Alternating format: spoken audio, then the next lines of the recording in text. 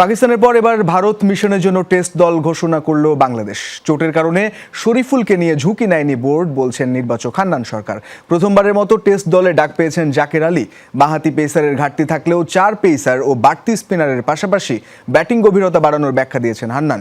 ভারতের বিপক্ষে ছন্দে ফিরবেন সাকিব, বিশ্বাস নির্বাচকদের। পাকিস্তানের পর এবার মিশন ভারত। নাজমুল শান্তর নেতৃত্বে 16 সদস্যের টেস্ট দল। চোটের কারণে বাদ পড়েছেন পেসার শরীফুল। প্রথমবারের মতো লাল বলের দলে ডাক পেয়েছেন কিপার ব্যাটার জাকের আলী অনেক। 4 পেসার ও 4 স্পিনারের পাশাপাশি ব্যাটিং লাইন আপটা লম্বা করার ব্যাখ্যা দিয়েছেন নির্বাচক হান্নান সরকার। টেস্টের জন্য শতভাগ ফিট না থাকায় শরীফুলকে নিয়ে ঝুঁকি নেয়নি নির্বাচক প্যানেল। তবে দলে ঘাটতি আছে একজন বাঁহাতি পেসারের, মানছেন হান্নান।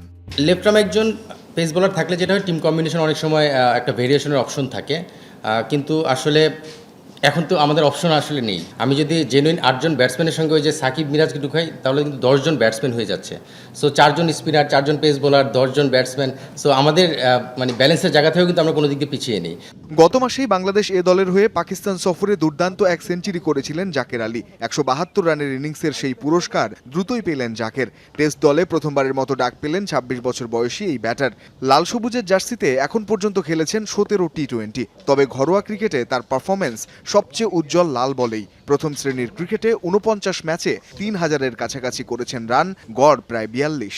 জাকির কিন্তু প্রিভিয়াসলি যদি তার রেকর্ড দেখেন, এনসিএল, বিসিএল, লঙ্গার ভার্সনে তার রেকর্ডগুলো যদি দেখেন, সেখানে আপনি একটা আইডিয়া পেয়ে যাবেন যে সে লঙ্গার ভার্সনের জন্য খুব ইউজফুল প্লেয়ার হতে পারে। পাকিস্তানে আমরা 5 জন সিমার নিয়ে গিয়েছিলাম। এখানে আমরা সিমারের সংখ্যাটা কমিয়ে 4 জনে এনেছি এবং একজন ব্যাটসম্যানের সংখ্যা বাড়িয়েছি, মিডল অর্ডার স্পেশালিস্ট।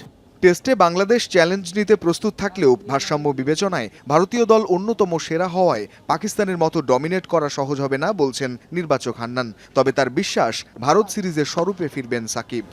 এটা কিন্তু অপোনেন্ট টিমের জন্য একটা চিন্তা যে সাকিব উইকেটে রয়েছে। এই 2-4-5 ইনিংস দেখে কিন্তু সাকিবকে কেউ রেট করে না, সো আমরাও রেট করতে চাই না। সাকিব একজন অলরাউন্ডার এবং ব্যাটসম্যান হিসেবে ওই পজিশনের প্লেয়ার, জাস্ট একটা ইনিংসের ব্যাপার। তাদের কম্বিনেশনটাও বেশ ভালো। তারা যেই কন্ডিশনে সাজানো উইকেট যেই ধরনের করুক না কেন, তাদের যেমন স্ট্রেংথ রয়েছে, আমরা মনে করি যে আমাদের সেই সমমানের স্ট্রেংথ রয়েছে স্পিন এবং পেসে। বিবেচনায় থাকলেও লঙ্গার ভার্সনে যথেষ্ট অভিজ্ঞতা না থাকায় টেস্ট দলে এবারও ভাবা হয়নি লেগ স্পিনার রিশাদ হোসেনকে। লাল বলে পুরোপুরি প্রস্তুত হয়ে এলে দলের শক্তি বাড়াবে রিশাদ, বলছেন হান্নান। দায়িত্ব নেয়ার পর ফারুক আহমেদও টেস্ট দলে দেখতে চেয়েছিলেন রিশাদকে। বোর্ড প্রধান হিসেবে ফারুকের আমলে এই প্রথম কোনো দল ঘোষণা। তবে কি হস্তক্ষেপ করেননি নতুন বিসিবি বস? ফারুক ভাই তো বেসিক্যালি ন্যাশনাল সিলেক্টর ছিলেন, তার আগে ফর্মার ক্যাপ্টেন ছিলেন, প্লেয়ার ছিলেন। সো ফারুক ভাই আসলে এই জিনিসগুলো খুব ভালোই বোঝেন। রঞ্জন শান্ত, যমুনা স্পোর্টস।